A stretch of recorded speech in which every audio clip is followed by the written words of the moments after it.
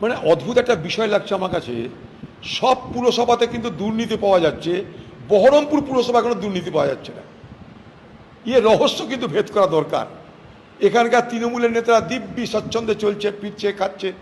অন্য জায়গায় কাউকে হাফ প্যান্ট পরাচ্ছে, কাউকে দড়ি পরাচ্ছে। আমি কিন্তু হাফ প্যান্ট পরানো, দড়ি পরানোর বিরুদ্ধে। আবার বলছি, সব থেকে আগে পশ্চিমবঙ্গে কয়েকজনের মধ্যে আমি প্রতিবাদ করেছিলাম এটা। দড়ি পরানো, হাফ প্যান্ট পরিয়ে ঘুরিয়ে বেড়ানো এটা অন্যায়, এটা গণতন্ত্রের বিরুদ্ধে। কিন্তু অভিযোগের ক্ষেত্রে সারা পশ্চিমবঙ্গের সব পৌরসভায় অভিযোগ, একমাত্র বহরমপুর পৌরসভায় কোনো অভিযোগ নাই।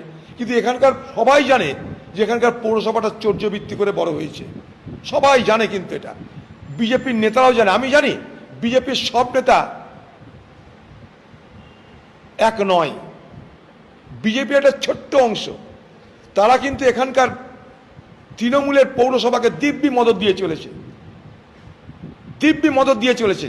আমি আবার বলছি, বহরমপুর পৌরসভার একটা ছোট্ট অংশের নেতারা যারা ক্ষমতায় এসেছে, তাদের মদতে এখানকার পৌরসভা দিব্যি তাদের পুরনো সমস্ত চর্যবৃত্তি, অন্যায়, দুর্নীতি সব কিছুকে ধুয়ে মুছে যেন নিশ্চিন্তে এখানটায় তারা রাজত্ব করছে। এক অদ্ভুত দৃশ্য দেখতে পাচ্ছে। যাদেরকে চাকরি কেড়ে নিয়েছিল ফেরত দেওয়া হয়নি, যাদের মাইনা বন্ধ করে দিয়েছিল তাদের মাইনা ফেরত দেওয়া হয়নি। পিছনে কে?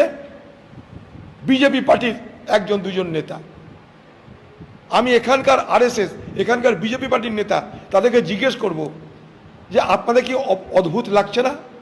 আপনাদের কি প্রশ্ন হচ্ছে না যে পশ্চিমবঙ্গের সব পৌরসভায় দুর্নীতি কথা বলেছেন আপনারা, তার বিরুদ্ধে প্রতিবাদ করেছেন, ভোট করেছেন, খুঁজে বার করছেন, ধরছেন, টাকা পাচ্ছেন, সব কিছু পাচ্ছেন, একমাত্র বহরমপুর পৌরসভা বাদ। এই জাদু কি? এ মজা কোথায়? এটা তো জানা দরকার। বহরমপুরের মানুষকে বলতে চাই, এই বহরমপুর শহরের পৌরসভা এবং এখানকার নির্দিষ্ট বিজেপির যারা নেতা মিলে মিশে এই পৌরসভাকে আজও লুট করে চলেছে।